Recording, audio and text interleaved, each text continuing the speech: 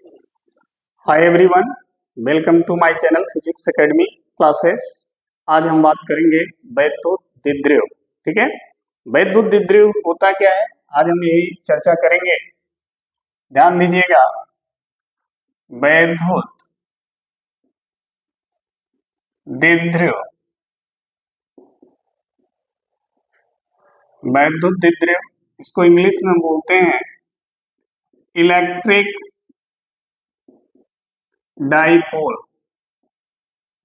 ठीक है, electric dipole ये होता क्या है। सबसे पहले हम आपको बता दें, इस इलेक्ट्रिक डाइपोल का जो खोज किया था उनका नाम था पीटर। क्या नाम था? Peter Davy. पीटर डेवी ये वैद्युत द्विध्रुव के खोजकर्ता थे। पीटर डेवी, इन्होंने ही वैद्युत द्विध्रुव का खोज किया था। ठीक है, इनके अनुसार अगर हम समझें तो कोई भी अणु के जो परमाणु हैं, जब एक परमाणु थोड़ा सा धनावेशित और दूसरा थोड़ा सा ऋणावेशित हो जाता है और उनके बीच में थोड़ी सी दूरी आ जाती है, तो उस पूरे सिस्टम को हम क्या कहते हैं? वैद्युत द्विध्रुव कहते हैं। जैसे अगर हम ये मान लें कि हमारे पास H2 क्या है? एक अणु है। क्या है? अणु है। अणु, इस अणु में अगर आप देखें तो हाइड्रोजन के कितने परमाणु हैं? दो, यानी दो हाइड्रोजन परमाणु H प्लस H आपस में मिला तो क्या बनाया? H2। ये परमाणु है, ये भी परमाणु है, दो परमाणु मिला H2 बन गया। H2 क्या है? अणु है। अब इस अणु का एक हाइड्रोजन पर अगर थोड़ा सा धन आवेश और दूसरे पर थोड़ा सा क्या जाए? ऋण आवेश आ जाए और इनके बीच ये एक छोटी सी दूरी आ जाए। ठीक है, तो इससे हम क्या कहेंगे? इस निकाय को क्या कहेंगे? वैद्युत द्विध्रुव कहेंगे। क्यों? देखिए, इसके नाम में समझिए, दी, अगर इसको हम संधिविच्छेद करके देखें तो दी मतलब क्या होता है? दो, और ध्रुव मीन्स ध्रुव। ठीक है, यानी ऐसा निकाय जिसके कितने ध्रुव हो? दो ध्रुव। अगर इंग्लिश में भी अगर इसका हम देखें तो डाई मीन्स होता है टू। डाई मीन्स टू, अब POLE पोल मीन्स पोल। ठीक है, यानी ऐसा सिस्टम जिसके कितने पोल हो? टू पोल हो। इसी टू को हिंदी में दो बोलते हैं और पोल को ध्रुव बोलते हैं। ठीक है, तो ऐसा निकाय जिसके दो ध्रुव हो या ऐसा सिस्टम जिसमें कितने पोल हो? टू पोल हो। ठीक है, उस सिस्टम को हम क्या कहेंगे? द्विध्रुव कहेंगे, या उस सिस्टम को क्या बोलेंगे? डाइपोल कहेंगे। केवल डाइपोल या केवल द्विध्रुव। वैद्युत कब हो जाएगा, या ये डाइपोल इलेक्ट्रिक कब हो जाएगा? जब उन दोनों पोलों पर क्या होगा? समान मात्रा में धन और ऋण आवेश आ जाएंगे। जब उसके दोनों पोल पर समान मात्रा में सेम क्वांटिटी का पॉजिटिव और निगेटिव चार्ज आ जाएगा तो वह डाइपोल क्या हो जाएगा? इलेक्ट्रिक डाइपोल हो जाएगा। ठीक है, और वह द्विध्रुव क्या हो जाएगा? वैद्युत द्विध्रुव हो जाएगा। समझाया? नहीं समझे? जैसे हमने कहा ना, हाइड्रोजन हाइड्रोजन दोनों मिले तो हाइड्रोजन का अणु बन गया। इस हाइड्रोजन के अणु में जो दोनों परमाणु हैं, ठीक है, वो एक दूसरे से थोड़ा सा दूरी पर आ गए तो यह एक पोल बन गया और यह एक पोल बन गया, यानी एक ध्रुव ये बन गया और एक ध्रुव ये बन गया। तो इसको इंग्लिश में हम बोलेंगे डाइपोल और हिंदी में क्या बोलेंगे? द्विध्रुव। ठीक, लेकिन इसका पूरा नाम वैद्युत द्विध्रुव या इलेक्ट्रिक डाइपोल कब होगा? जब इसके एक ध्रुव पर थोड़ा सा धन आवेश और उतना ही दूसरे वाले पर क्या हो जाए? ऋण आवेश हो जाए, तब इसी द्विध्रुव का नाम हो जाएगा वैद्युत द्विध्रुव, या इंग्लिश में नाम हो जाएगा इलेक्ट्रिक डाइपोल। समझ में आई बात?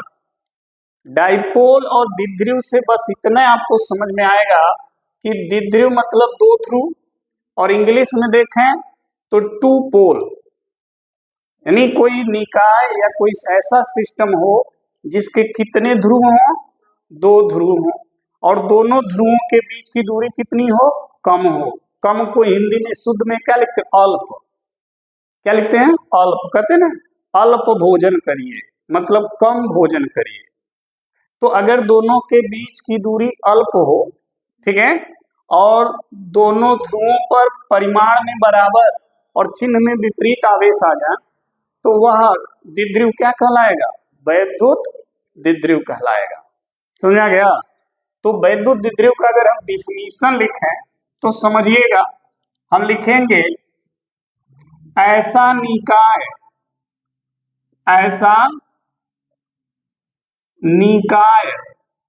जिसके कितने ध्रुव हों, दो ध्रुव हों। ऐसा निकाय जिसके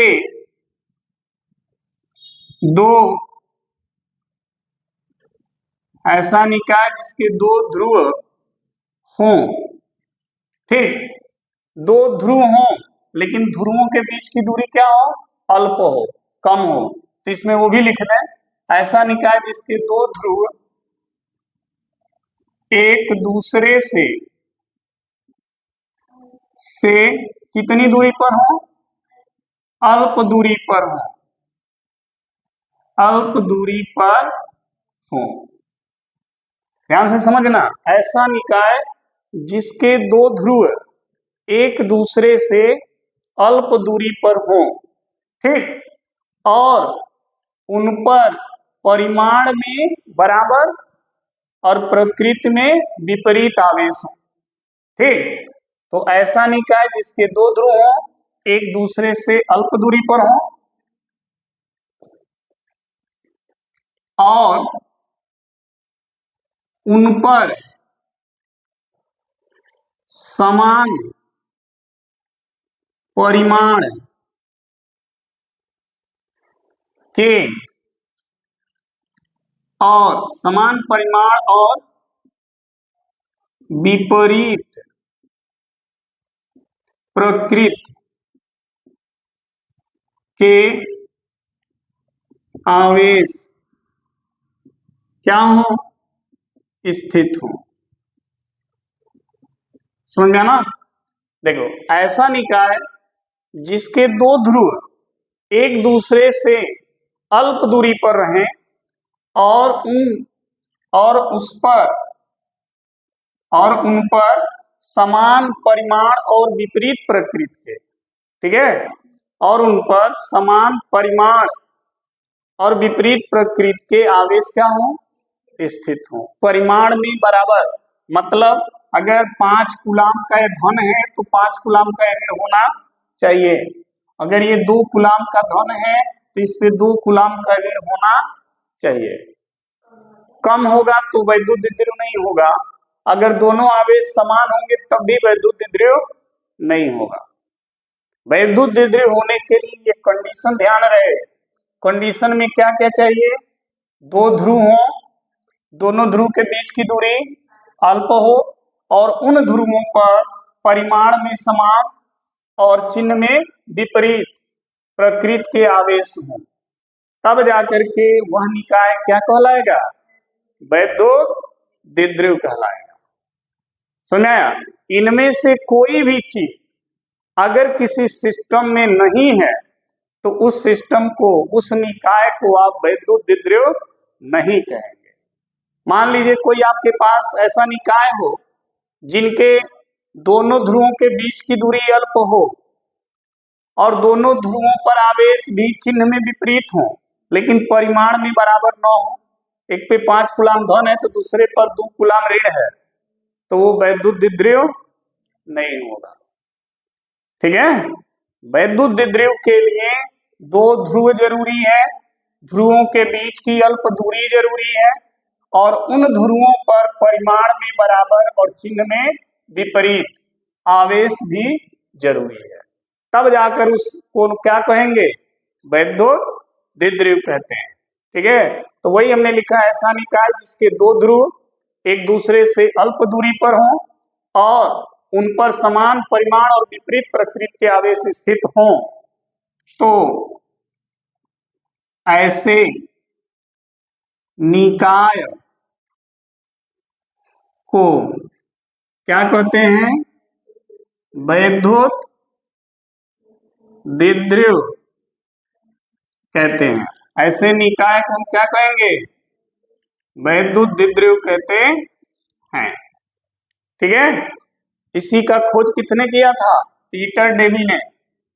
पीटर डेवी का यही मानना था कि कोई भी पदार्थ का जो अणु है, उस अणु के जो परमाणु हैं, जब एक दूसरे से थोड़ा सा दूर विस्थापित होते हैं तो एक पर थोड़ा सा धन और दूसरे पे थोड़ा सा ऋण आ जाता है, जिसके वजह से क्या होता है? ये एक निकाय जो है एक वैद्युत द्विध्रुव बन जाता है। ठीक है, समझ में आ गई बात? चलिए, तो वैद्युत द्विध्रुव समझ में आया क्या होता है? अच्छा, वैद्युत द्विध्रुव को अगर हम यहां पर दिखाएं इस चीज को, एक ये हो गया और एक ये हो गया, ठीक, और ये इनके बीच की अल्प दूरी हो गई, जिस पर इतना धन है उतना ही इस पर ऋण है। मान लीजिए इस पर Q धन और इस पर Q, तो ये निकाय क्या बन गया? वैद्युत द्विध्रुव हो गया। वैद्युत द्विध्रुव की जो बीच की जो दूरी होती है ना भाई, इसको आप 2a मानिए या 2x मानिए या 2l मानिए, इनके बीच की दूरी को ये हम मानते हैं। अगर आप कहेंगे सर 2l 2x 2a ही क्यों नहीं हम इसको केवल l माने, केवल x माने, केवल a माने? ऐसा क्यों केवल 2l 2a 2x, 3 क्यों नहीं, 4 क्यों नहीं? तो इसलिए कि जब भी आप इसको आधा करेंगे ना, तो आधा करने में आपको आसानी होगी। मान लीजिए अगर 2l मानेंगे तो आधा कितना हो जाएगा? l। अगर 2a मानेंगे तो आधा कितना हो जाएगा? a। अगर 2x मानेंगे तो आधा कितना हो जाएगा? x। लेकिन अगर आप उसको केवल x मानेंगे बीच की दूरी को, तो आधा क्या लिखेंगे? x/2 x/2। तो आधा करने में आपको प्रॉब्लम होगी, इसलिए इनके बीच की अल्प दूरी को हम 2l या 2a या 2x मानते हैं। समझ में आ गई बात? क्लियर? यही बीच की दूरी जो है द्विध्रुव की क्या कहलाती है? लंबाई कहलाती है। क्या कहलाती है? लंबाई। कई बार लोग पूछ देते हैं वैद्युत द्विध्रुव की लंबाई कितनी होती है? तो वैद्युत द्विध्रुव की जो लंबाई होती है वह द्विध्रुव के दोनों ध्रुवों के बीच की दूरी के बराबर होती है। जो बीच की दूरी है वही द्विध्रुव की क्या है? लंबाई है। अच्छा, उदाहरण में अगर हम देखें, मान लीजिए कई बार आ जाता है, एग्जाम्पल दीजिए इसका, वैद्युत द्विध्रुव का एग्जाम्पल क्या हो सकता है? तो वैद्युत द्विध्रुव का एग्जाम्पल अगर देखें तो हम लिख सकते हैं HCl, हम लिख सकते हैं HBr, ठीक, हम लिख सकते हैं H2O। ठीक है, ये सब क्या है? वैद्युत द्विध्रुव के उदाहरण है। ठीक है, ये सब के सब वैद्युत द्विध्रुव हैं। आप कहेंगे सर कैसे? तो H और Cl, ये H है और ये Cl है, ये हाइड्रोजन परमाणु और Cl परमाणु, ये हाइड्रोजन परमाणु, ये क्लोरीन परमाणु, दोनों के बीच की ये जो लंबाई है, बंध की जो लंबाई है, वो बीच की दूरी हो गई। इस पर जितना धन है उतना ही इस पर क्या होगा?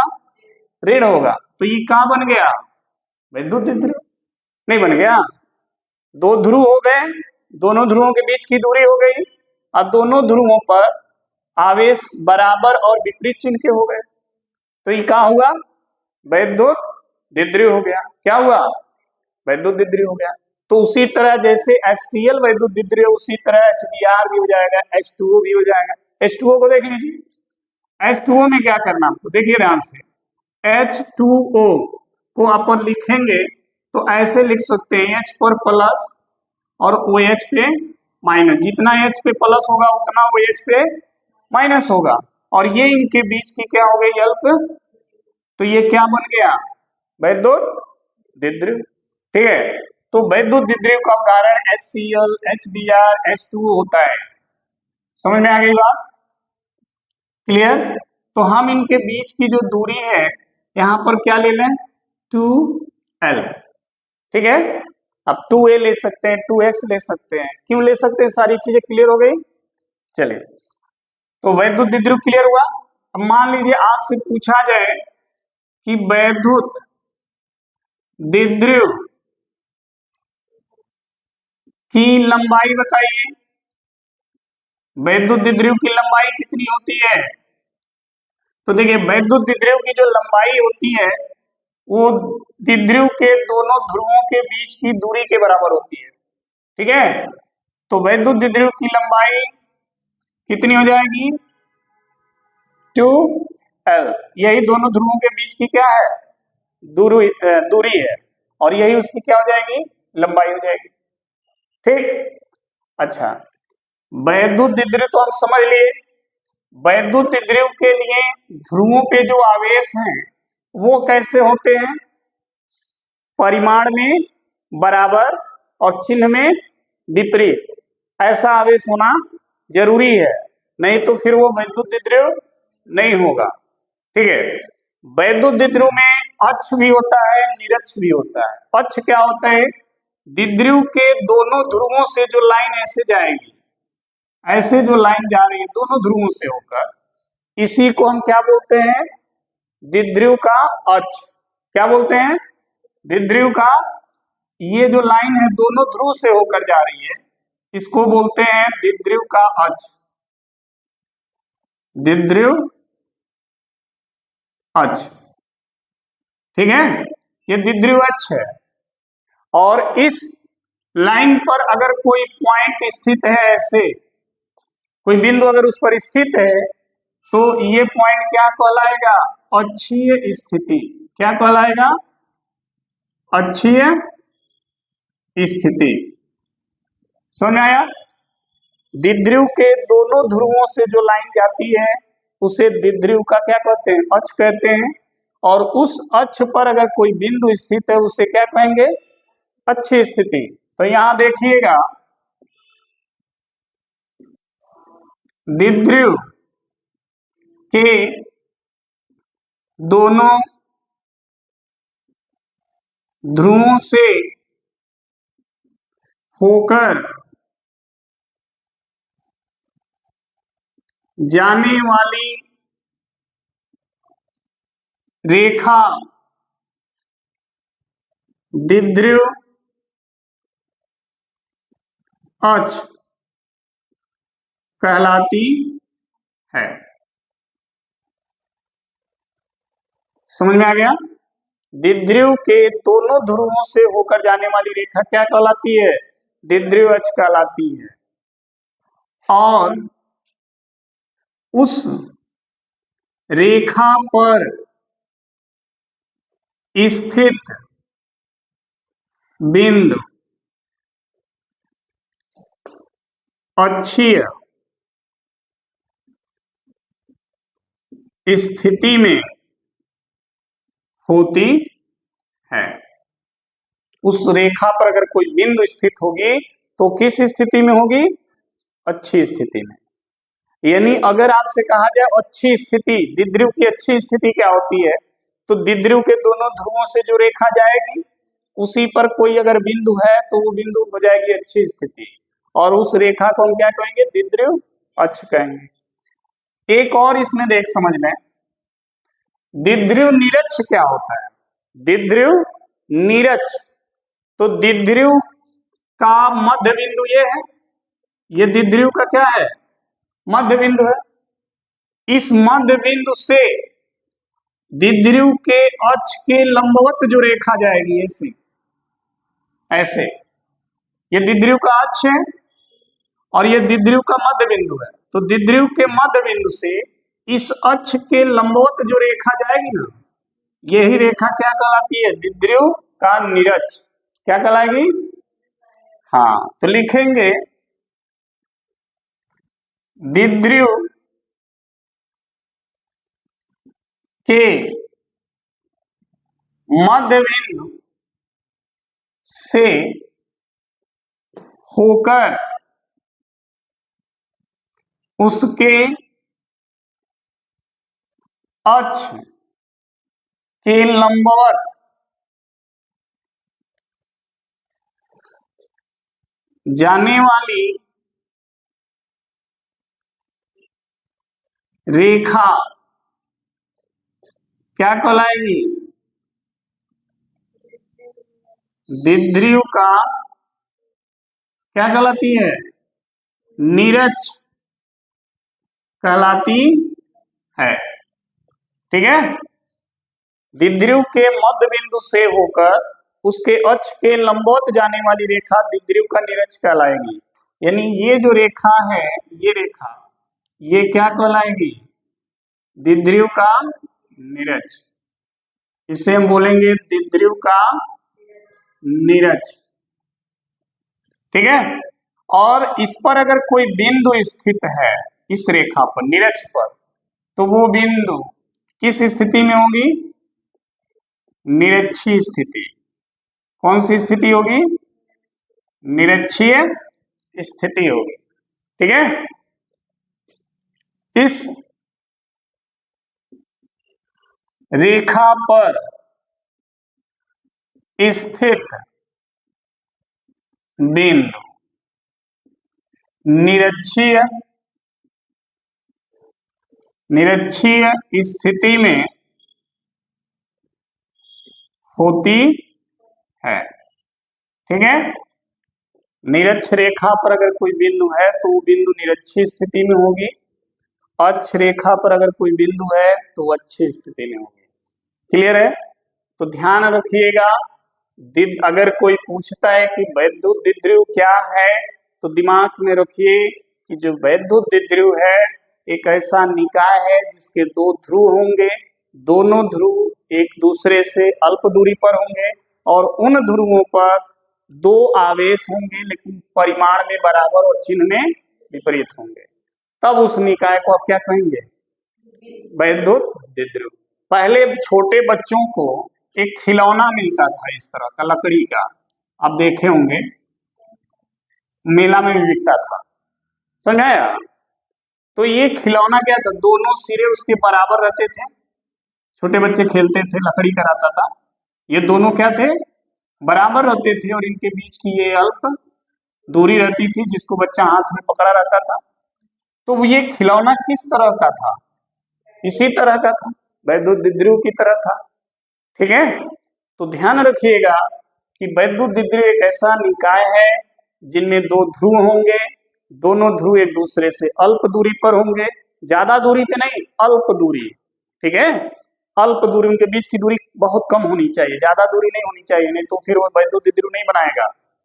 तो एक दूसरे से अल्प दूरी हो, दोनों ध्रुवों पर आवेश बराबर और चिन्ह में विपरीत हो, तब आप उस निकाय को क्या कहेंगे? वैद्युत द्विध्रुव कहेंगे। इनमें से कोई भी चीज अगर उसमें नहीं है तो फिर उस निकाय को आप वैद्युत द्विध्रुव नहीं कहेंगे। मान लीजिए दोनों ध्रुवों पर दोनों आवेश परिमाण में बराबर और हैं और चिन्ह में बराबर नहीं है, चिन्ह में बराबर नहीं है, तब तो वैद्युत द्विध्रुव है। लेकिन अगर चिन्ह में भी बराबर हो गए, ये भी धन ये भी धन, तब वो वैद्युत द्विध्रुव, ये भी ऋण, तो वैद्युत द्विध्रुव नहीं है। वैद्युत द्विध्रुव के लिए बीच की अल्प दूरी होनी चाहिए, दोनों ध्रुवों पर आवेश परिमाण में बराबर होना चाहिए और चिन्ह में, तब जाकर उसका नाम होगा वैद्युत द्विध्रुव। वैद्युत द्विध्रुव की लंबाई, उनके बीच की जो अल्प दूरी होती है वही उसकी लंबाई होती है। उदाहरण के तौर पे HCl, HBr, H2O ये वैद्युत द्विध्रुव के क्या हैं? उदाहरण हैं। ठीक है, इसका खोज किसने किया था? पीटर डेवी ने। ठीक, और वैद्युत द्विध्रुव में दो अक्ष होते हैं, एक वैद्युत द्विध्रुव अक्ष और एक वैद्युत द्विध्रुव निरक्ष। अक्ष वाले बिंदु पर अगर अक्ष वाले रेखा पर कोई बिंदु होगी तो अच्छी स्थिति, और निरक्ष वाले रेखा पर अगर कोई बिंदु होगी तो निरक्षीय स्थिति कहलाएगी। ठीक है, तो आई होप आपको ये वैद्युत द्विध्रुव बहुत अच्छे से समझ में आ गया होगा। ठीक है, तो देखिए अगला वीडियो फिर लेकर हम उपस्थित होंगे, तब तक के लिए धन्यवाद।